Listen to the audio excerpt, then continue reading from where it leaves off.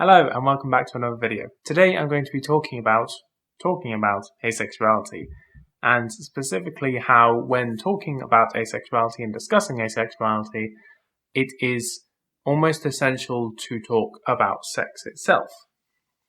And I'm going to kind of cover why this is, if I think it is possible to talk about asexuality without talking about sex, and kind of what this means and it implies for discussions about asexuality. So the reason this came up was because recently I did an interview on BBC Radio 5 Live where myself and Yasmin Benoit spoke to an interviewer at the BBC about our experience identifying as asexual. It probably could have gone better, to be honest. The interviewer did not seem the most prepared, and there was a few misconceptions which we had to correct over the course of the interview. But overall, I think it went okay, and if you do want to listen to that after the fact, then I'll leave a link to that in the description below. The reason it came up was because prior to that interview, I was told that this would be aired, I guess, during the middle of the day on a school holiday, and that because of this, children might be listening, and therefore I was advised to avoid topics that may be inappropriate for children.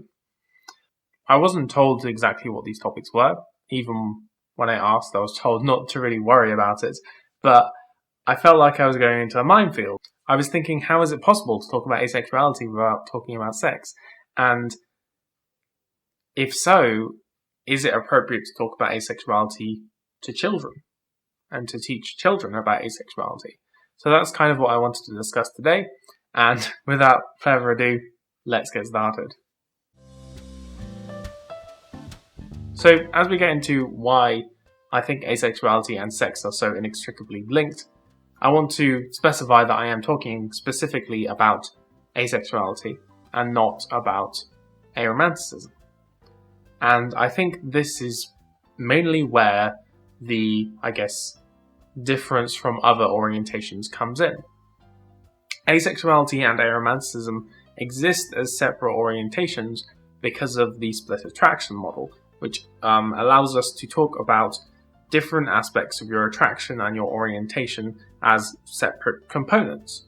So, for example, I identify as homoromantic asexual, so I am romantically attracted to other men, sexually attracted to no one.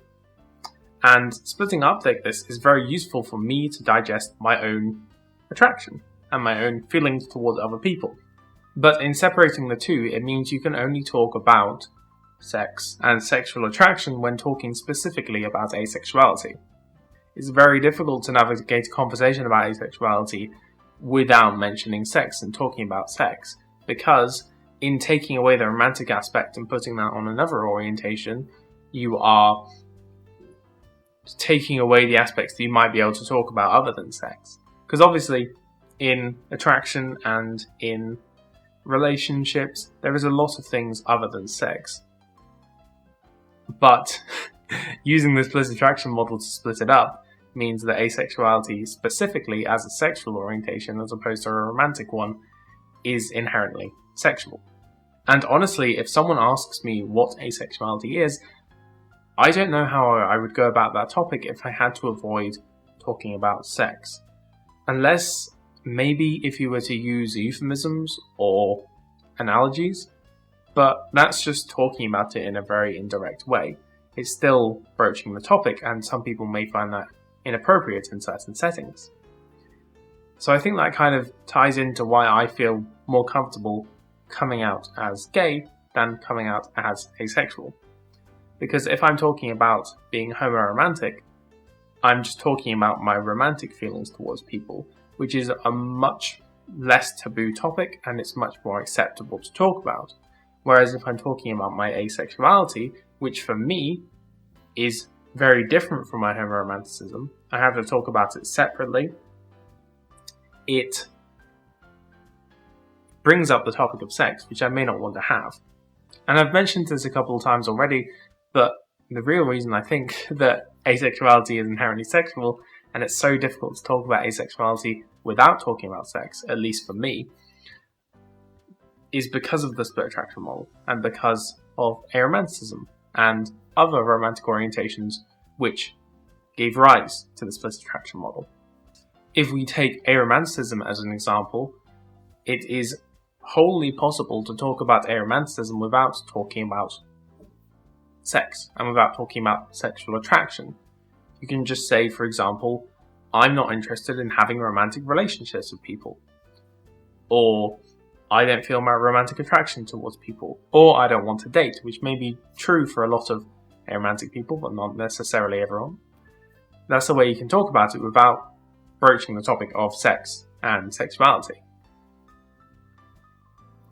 And as an extension to that, when you're talking about other orientations, for example, gay or bi or pan, you can solely talk about the romantic aspect of that orientation, or the aesthetic aspect of that orientation. You can just say, oh, I find guys hot. And you're not talking about sex necessarily, you're just talking about aesthetic attraction. And I think with a lot of other orientations, it is automatically assumed that if you're talking about someone being gay, you're talking about them being homoromantic and homosexual. Within the framework of the split attraction model, you can't really talk about homosexuality or bisexuality or pansexuality without talking about sex, the same way that you can't talk about asexuality. So it's not necessarily a problem or something unique to asexuality. It's because of the split attraction model, which we use quite frequently in the ace community because it's a very useful tool to describe our orientations. It makes discussions about these separate orientations more specific. So it makes it then restrictive to talk about something like asexuality without mentioning sex. And that wouldn't necessarily be a problem. It's perfectly fine to talk about sex. And I think that people would benefit from talking about sex more openly. However, in a lot of circumstances, it isn't necessarily appropriate. And I think that's very fair. Whether that be because of cultural reasons or just the environment you're in, conversations about sex can be very taboo. And that brings me back to talking to children. Children, young people in general, are very impressionable, and they will absorb information and believe you a lot of the time. So I think that you have to be very careful about how you talk to children and what you talk to them about. I'm all for talking to children about LGBT+ orientations and gender identities. I think it is very important to educate children about LGBT+ orientations and gender identities from a young age, because then when they get to that point in their life where they might not identify as cis, they might not identify as straight, then they already have the language to consider that. It's already normalized for them that they could be interested in, for example, dating people of the same gender, or that their gender at birth may not be how they always want to identify. But when you're using the split attraction model to split up orientations into different components, specifically the sexual component of it, is it then appropriate to talk to children about that? I'm not sure, to be honest. And personally, I don't think I would be comfortable talking to my niece and nephew, who are quite young, specifically about asexuality. I'm perfectly fine mentioning to them that I have a boyfriend, and normalizing that in their minds, that there are gay people and there's nothing different really about them, apart from the fact that they're dating someone of the same gender rather than someone of an opposite gender. But I don't want to turn around to a child and have an in-depth conversation about sex and sexuality. So, in my mind, maybe talking to children about aromanticism is very important, because it's important for those young people who may grow up to be aromantic to know that it's perfectly okay if you don't want to date anyone. And it's perfectly okay if you don't feel romantically towards other people. And then, when they grow up, and when conversations about sex become more important, then you can bring in asexuality, and they already have this framework of aromanticism, which is analogous, and they can just expand upon that. So you bring in the romantic orientations when they're young, which will make a lot of sense to them, and then by the time they get to the age where sexuality is important, then you can just make an analogy between the romantic aspects and the sexual aspects. So whereas homoromanticism is just two guys dating or two girls dating and falling in love, you can just say, oh yeah, it's the same, but now there's this sexual aspect and they're sexually attracted to each other. But yeah, that's pretty much all I had to talk about today. I made notes for the first time in who knows how long. I think it helped me kind of focus my thoughts and keep on track, and hopefully communicate what I was trying to say a bit better. So if you did notice before this disclaimer, then let me know. It'd be nice to hear that the notes actually work, and then I might try to do them more often. Speaking of doing things more often, or rather not, I'm going to have to take a brief break from the channel for the next month. My boyfriend will be visiting for the first time. I'll be seeing him for the first time in about 13 months, starting later this week. So I don't want to hold myself to releasing a video weekly during that time, because I'm going to be very busy doing things with him. I haven't seen him in ages, so I have schedules and stuff that I want to do with him while he's here, so we can kind of enjoy our time together. And yeah, I will probably release 1 or 2 videos during the next month, but I don't want to promise to you that there will be weekly videos or there will be a video every 2 weeks, because at the moment I don't know how well I can keep to that schedule. I can tell you for sure there will definitely be a video back on May 22nd, because he will have left by then.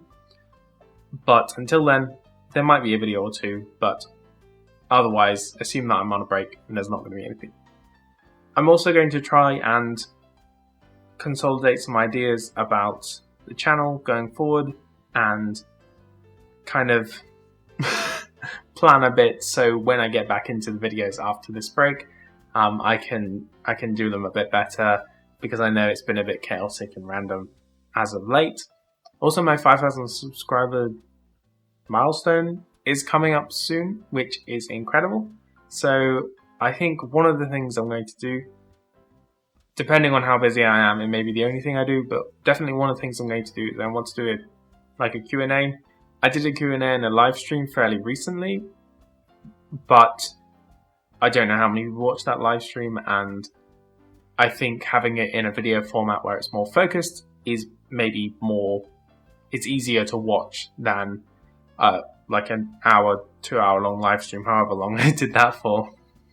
So if you have any questions for me about anything really, then leave them down in the comments below, and I'll start consolidating those too, so I can get around to it when the 5,000 arrives. But otherwise, if you enjoyed this video, then please leave a like. I post videos every Saturday, so if you want to see more, then feel free to subscribe. That is all I had to say today. Have a wonderful day, and I shall see you next time.